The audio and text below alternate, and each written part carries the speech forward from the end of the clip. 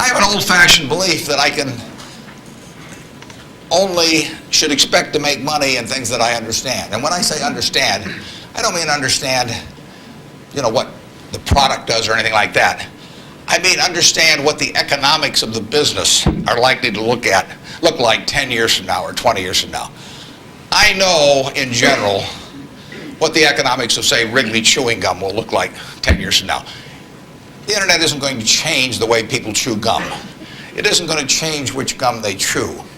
If you own the chewing gum market in a big way, and you've got Double Mint and Spearmint and Juicy Fruit, those brands will be there 10 years from now. So I can't pinpoint exactly what the numbers are going to look like on Wrigley, but I'm not going to be way off if I try to look forward on something like that. Evaluating that company is within what I call my circle of competence. I understand what they do, I understand the economics of it, I understand the competitive aspects of the business. There can be all kinds of companies that have wonderful futures, but I don't know which ones they are.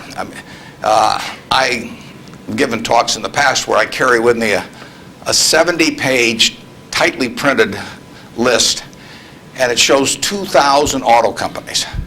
Now, if at the start of the 20th century, you had seen what the auto was going to do to this country, the impact it would have on the lives of then your children and grandchildren and so on. It transformed the American landscape. But if those 2,000 companies, 3 basically survive, and they haven't done that well many times. So how do you pick 3 winners out of 2,000? I mean, it's not so easy to do. It's easy when you look back, but it's not so easy looking forward. So you could have been dead right on the fact that the auto industry, in fact, you probably couldn't have predicted how big an impact it would have. But you wouldn't have, if you'd bought companies across the board, you wouldn't have made any money, because the economic characteristics of that business were not easy to define. I've always said the easier thing to do is figure out who loses.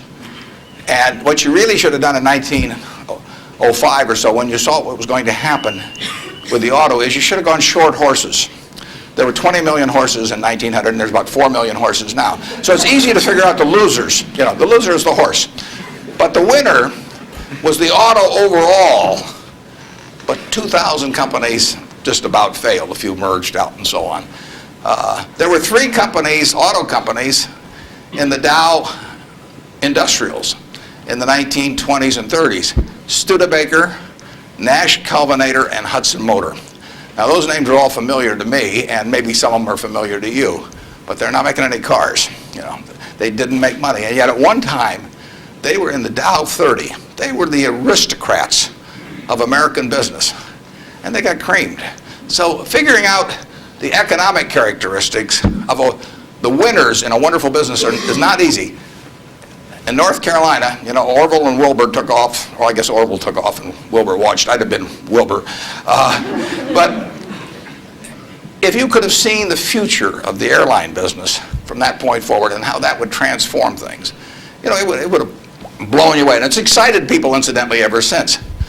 But if there had been a capitalist at Kitty Hawk, he should have shot Orville down. I mean, because it's done nothing but cost investors money. There were over 400 airplane companies in the 1920s and 30s alone. There was in Omaha. There was in Nebraska. We were the Silicon Valley, apparently, of aircraft. And they all disappeared. It's been a terrible business. At the end of 1991, if you'd added up the aggregate earnings from all airline companies with billions poured in, since Wilbur and Orville were down there, they came to less than 0. The number of passengers went up every year. The importance of the industry was dramatically increased decade by decade, and nobody made any money. So figuring out the economic consequences. TV. I think there's, 20, 25 million sets a year sold in the United States. I don't think there's one of them made in the United States anymore. You'd say TV set manufacturer, what a wonderful business. Everybody, nobody had a TV in 1950, or thereabouts, 45 to 50. Everybody has multiple sets now, but nobody in the United States has made any real money making the sets. They're all out of business. The Magnavoxes, the RCAs, all of those companies. Radio was the equivalent of the over 500 companies making radios in the 1920s. Again, I don't think there's a U.S. radio manufacturer at the present time. But Coca-Cola, what was it, 1884 at Jacobs Pharmacy or whatever, the fellow comes up with something, a lot of copiers over the years, but now you've got a company that is selling roughly 1.1 billion 8-ounce servings of its product, not all Coke, Sprite, and some others, daily throughout the world 117 years later. So understanding the economic characteristics of a business is different than predicting the fact that an industry is going to do wonderfully. And so when I look at the internet businesses, or I look at tech businesses, I say this is a marvelous thing, and I love to play around on the computer, and I order my books from Amazon and all kinds of things, but I don't know who's going to win. And unless I know who's going to win, I'm not interested in investing. I'll just play around on the computer. And defining your circle of competence is the most important aspect of investing. It's not how large your circle is.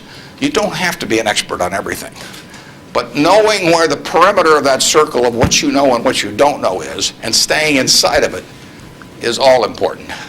Tom Watson Sr., who started IBM, said in his book, he said, "I'm no genius," he said, "but I'm smart in spots, and I stay around those spots." And that is the key.